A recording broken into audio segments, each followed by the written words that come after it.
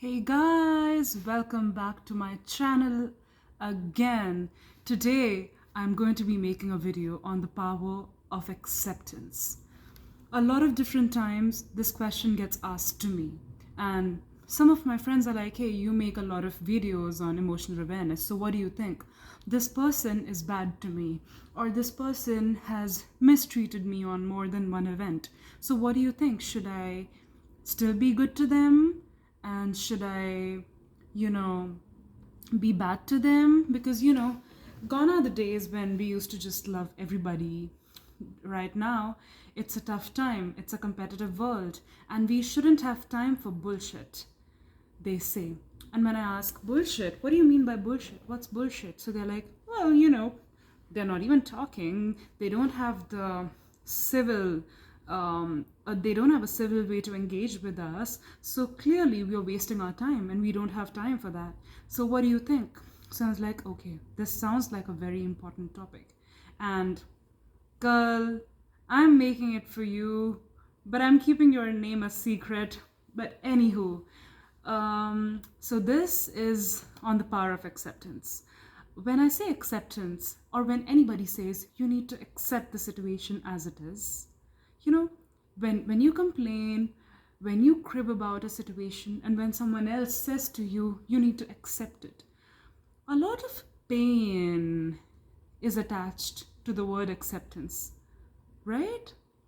I'm saying not always, but most often, when you're trying to accept something that you dislike in somebody else, there's a lot of pain, don't you think? Okay, this person is misbehaving and I have to accept him as he is.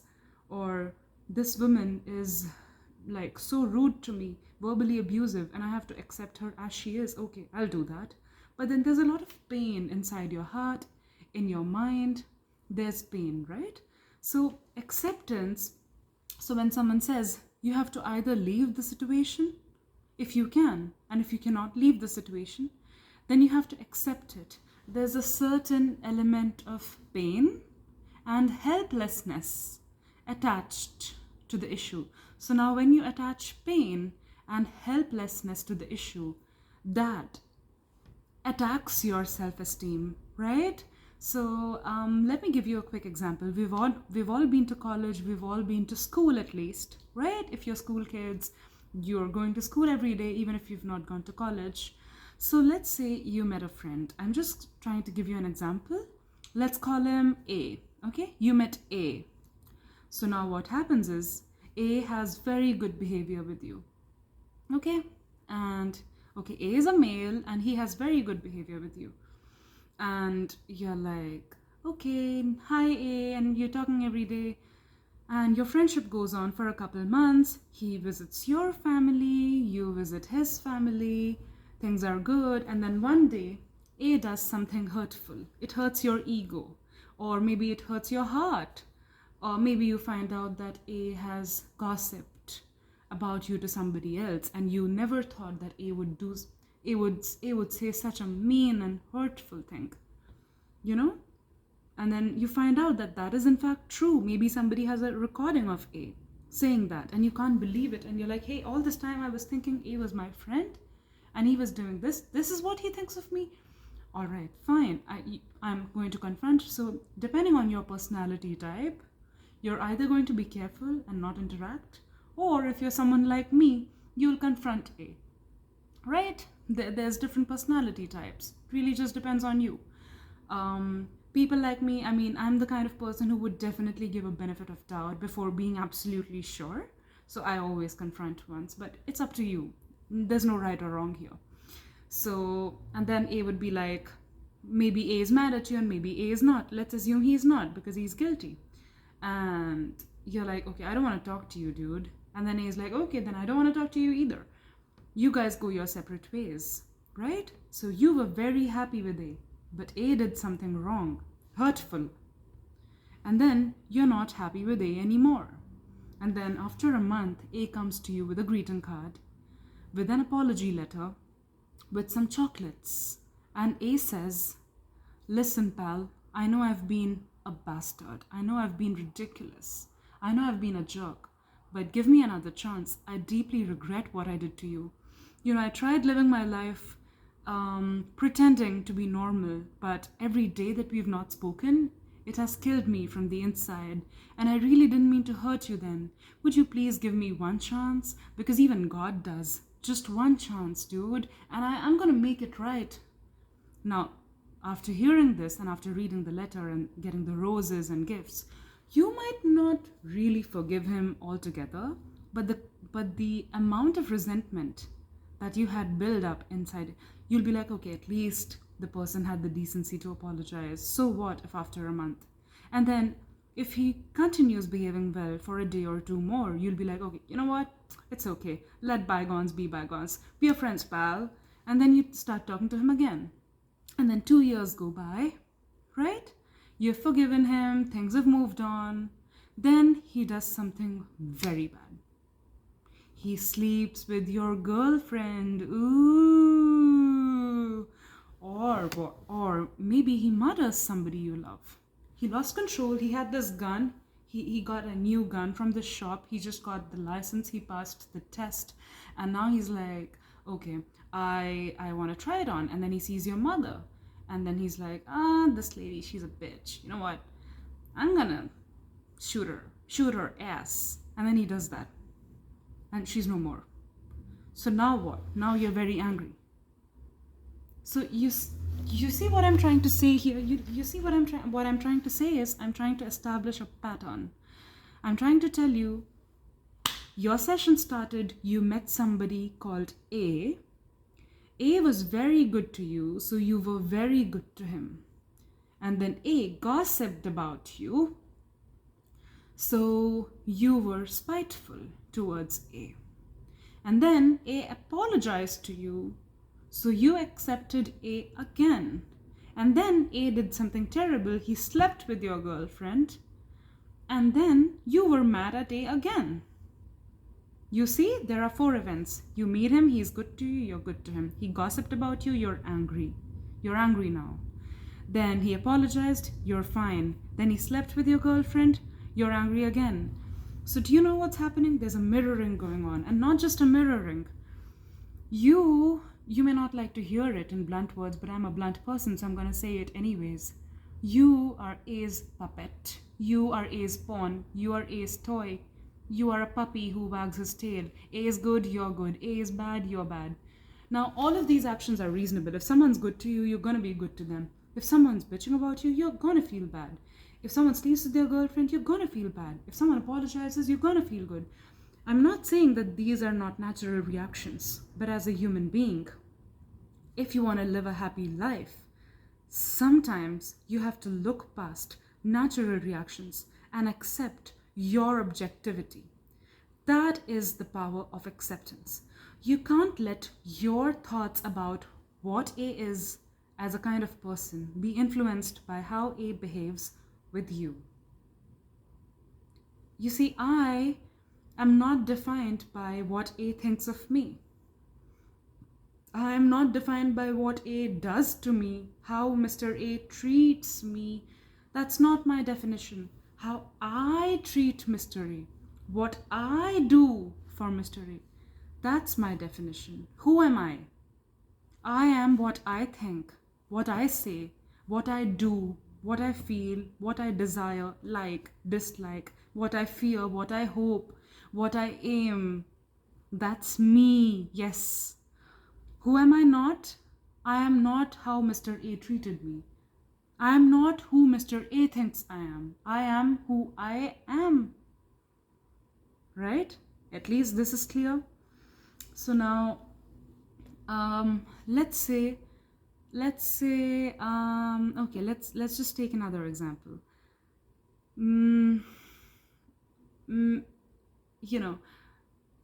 Something terrible happened. There's a woman, she got raped. The only other terrible thing that can happen to you as a woman, other than being acid attacked or raped, is that you lose your child.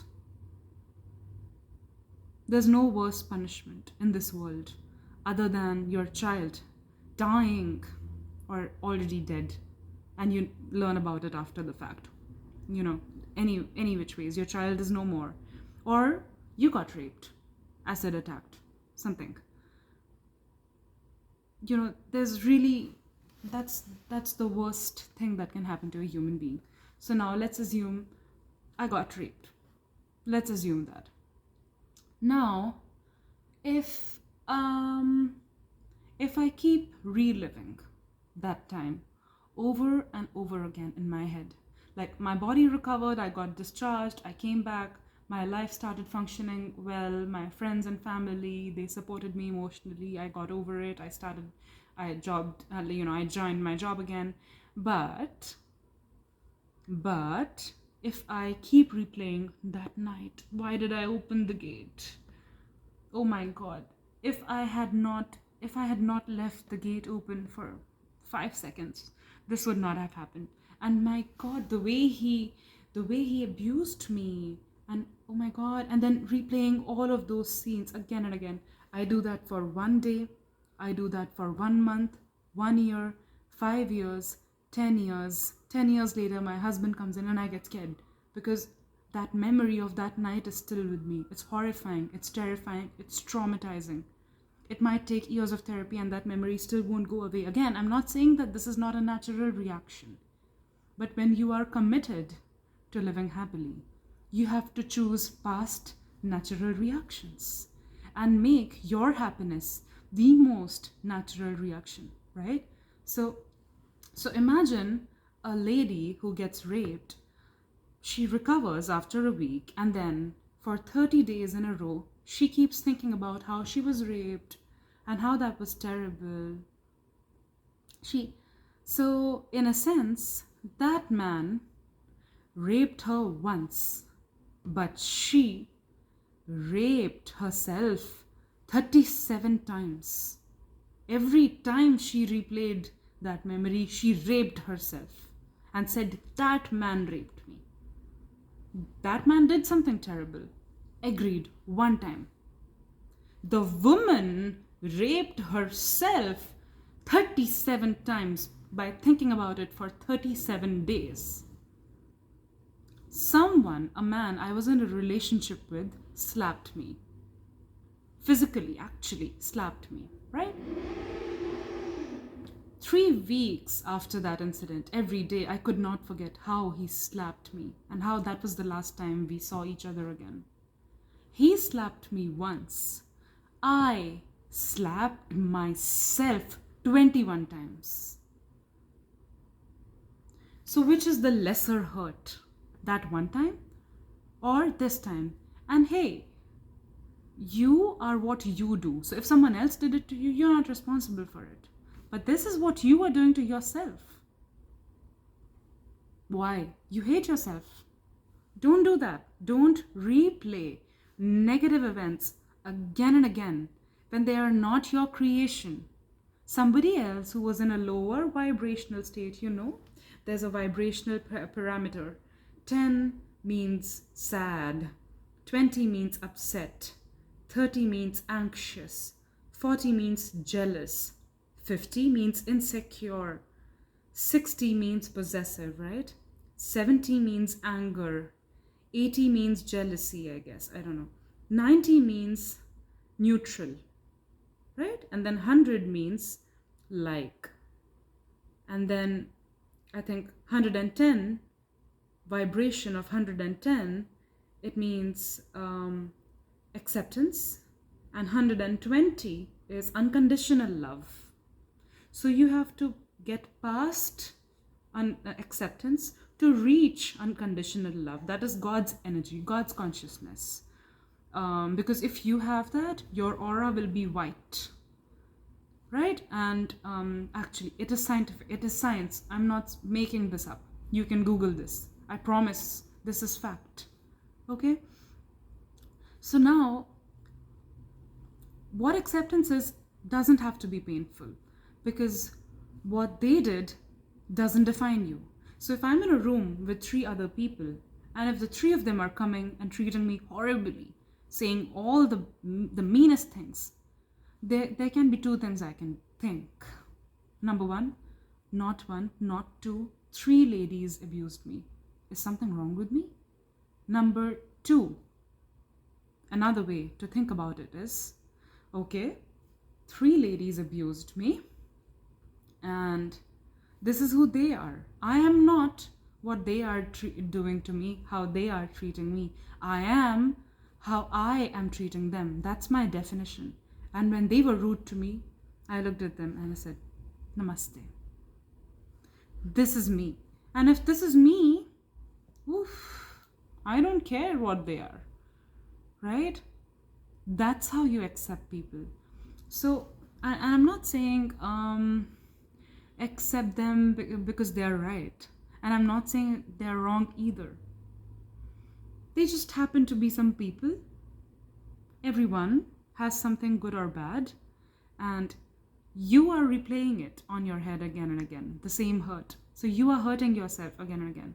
So don't say that that person raped me 37 times. That person raped you one day, but you replayed it in your head 37 times. So you hurt yourself 37 times, and he hurt you one time. Who is the bigger villain? Yes, I have seen women who are actual rape victims. I have read interviews, gang raped. And you know what they say in their interview? When I healed, I got back, I went to a rehabilitation center, and I was okay. And I don't even think about it, because what good will it do me? Nothing. And I have my life back. I'm okay. And they have been penalized, and that's fine. I know such women. You can find them too. Google it. So where does that strength come from? It comes from knowing I did nothing to cause it. It's all on the other person. That's a big, powerful thing to feel, that you weren't responsible, not even 1% responsible for how somebody else is behaving with you. It's their karma, it's their sanskar, it's who they are. Right? I'm not saying they have a bad or good sanskar. There is really no such thing as bad or good. That's who they are. Genetically possible, DNA possible, family values possible, past life karmas possible, this life karma, new karma possible. Regardless, you get to choose for yourself, right? But if someone's bad to me and I'm bad to them too, you know what happened? I became their puppet.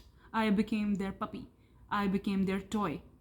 Anytime they are good to me, I'm good to them. Anytime they are bad to me, I'm bad to them. Go to hell. I don't want to talk to you if you don't want to talk to me.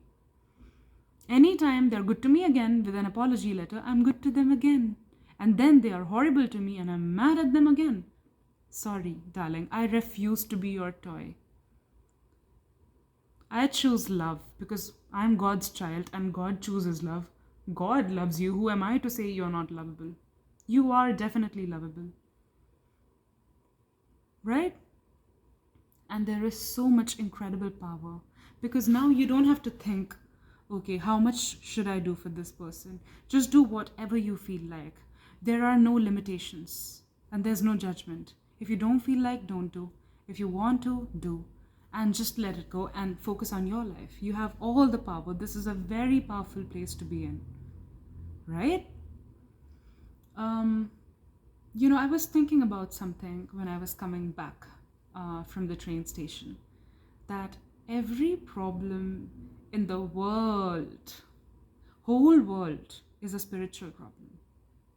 For example, take New York City. Beautiful city. I have not seen a city better than this. And I've seen a lot of cities over the internet. Oh, come on, YouTube, media, television, it's everywhere now. People don't have to actually go to see. We always have a fair idea, right? So yeah, I've seen the UK, I've seen Europe, I've seen US, Australia, Canada. The most beautiful, New York. But it has two big problems, other than taxes and high prices. That's still something human beings can deal with. But there's things that people cannot deal with. Gun violence, mental illness. You know what? This is a spiritual problem. How is mental illness a spiritual problem? Why will someone be mentally ill? Okay, it is genetic. But okay, so if it was genetic, you got it from a parent, right? You will argue. Okay, why was your parent mentally ill? When things were out of control, when too much of their judgment of who they were was influenced by somebody else's judgment of who they were, they lost grip. They lost all balance. And it's like a domino effect. Once you start getting powerful, you start getting more and more and more and more powerful. But once you start getting weak, you start getting weaker and weaker and weaker. What's a weak Atma? What's a weak soul? A weak soul is someone says you have no manners and you feel offended. Someone says you have no dressing sense and you feel offended. Someone says you're not a good person. You are not a person of character and integrity. You get offended. Someone says, oh, I don't think you're hardworking, or I don't think you're intelligent. I don't think you're good looking. Of course, those are rude things to say. But are you? Are you who they think? You are not good looking as per them. You're not hardworking as per them. But every time you feel offended, you, somewhere in your heart, have accepted, okay, yes, I am not, because they think I am not. And that's why I am sad. How dare they tell me that I'm less of who I am. But you know what? Maybe I am less. So you know what I'm going to do? I'm going to cry for 1 hour. Because I accept that I'm not hardworking. Because if they think I'm not hardworking, somewhere I may not be. Let me cry. And every time we do that, we become weaker and weaker. The reverse is also true. Every time someone insults, feeling bad, pushing back, denying, confronting is healthy. But if that still doesn't work, accepting their version of you is very unhealthy. That's your boundary. That's you, that's all you, that's not the other person. So, you get stronger and stronger and stronger because 5 people said something, 30 people said something, and it did not affect your state of mind because you woke up, you did yoga, you walked on the treadmill, you did gardening, you listened to good music, you had amazing breakfast, you made great lunch, you wore a beautiful dress, you were looking pretty, you worked very hard at your workplace, you spoke to, I don't know, your parents or your boyfriend, or 4 people who are very important to you, you spoke to them. The chat was very nice. You spoke about how their day was. You're telling them how your day is. Then you read some interesting news. Then you play a sport. Then you go swimming. Then you come back and have dinner. Then you take a nice shower. Then you watch something fun on TV. All you need is you to be happy. And then you're like, okay, yeah, I remember that bastard telling me something about how I was stupid, idiotic, heartless, and self-centered. Yeah, he told me that. Anyways, I think this dress looks pretty on me. That's it. You won't be affected. Why are you getting affected? The more your self-love, the less offended you will be. Increase your self-love. And if you love yourself, that will give you power to love everybody else.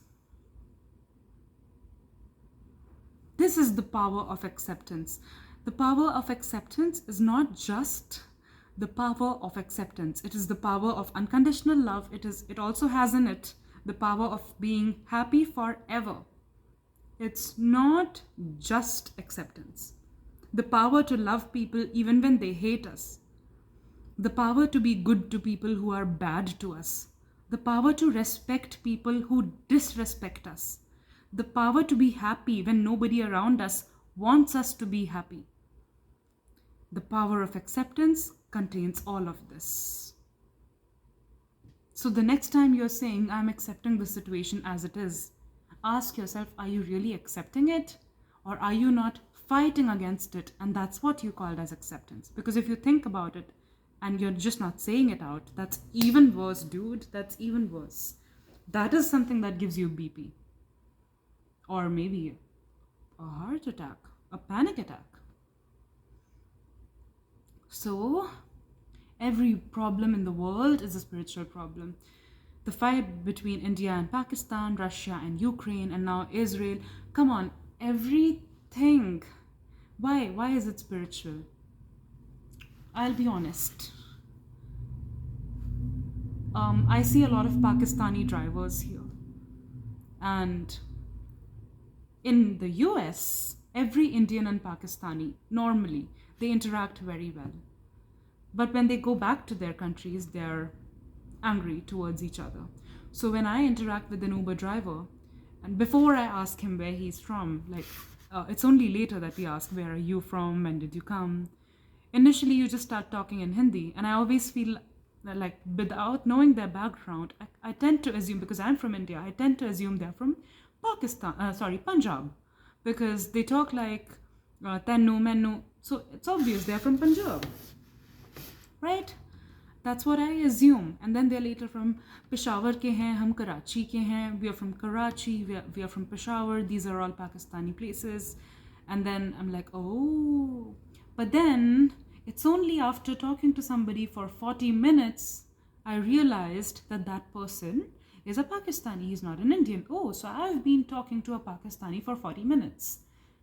But how was the interaction? Very loving. He cared for me. He waited half an hour, and any other driver would have just cancelled on me. He did not charge extra money.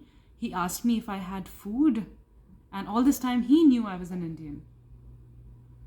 Then why do we fight? So every time I see a Pakistani girl who is 12-year-old, she's just doing her homework. I don't feel mad at her. How dare you do your homework? No. She's like my younger sister. But we are fighting over Kashmir. We are fighting over authority, over power. This is all ego. Ego tells me you and I are different. And this could either belong to you or it could belong to me, but we cannot coexist. Now, I'm with India because India is more on the defensive side. Like, India doesn't attack somebody. India just protects itself. So I'm with India. But in most countries like Russia, Ukraine, right? What's happening? It's all a game of ego. This is yours. No, this is mine. The whole world is yours. So whether it's war, whether it's homelessness and poverty, whether it's mental illness, whether it's gun violence, whether it's politics, don't you see? Every problem is a spiritual problem. Whether it's interpersonal relationships, that is definitely spiritual. You know, having so much resentment that you're not able to look at people, not able to treat them in a civil manner, being so mad at them that you're not right with them, you're not treating them fairly for years and years. If this is not ego, what else is this? It's ego, big ego. So every problem is, and ego is lack of spirituality. Spirituality is nothing but unconditional love. Spirituality does not mean you have psychic powers, you are good at telepathy, you have your third eye open, or you're meditating for half an hour. Those are different things. Spirituality only means unconditional love. So it just means that someone who's operating out of ego is not a bad person. All it means is that that person is ready to love, but not unconditionally. That's it. That's it. Every soul has its own journey to get there.